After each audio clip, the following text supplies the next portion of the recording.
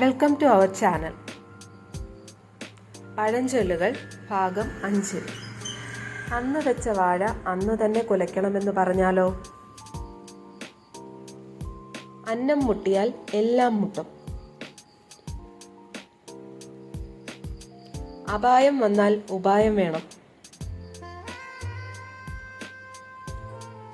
അപേക്ഷിക്കുന്നവനെ ഉപേക്ഷിക്കരുത്.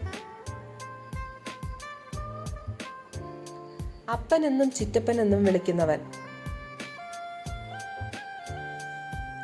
അപ്പം തിന്നാൽ പോരെ കുഴി എണ്ണണോ?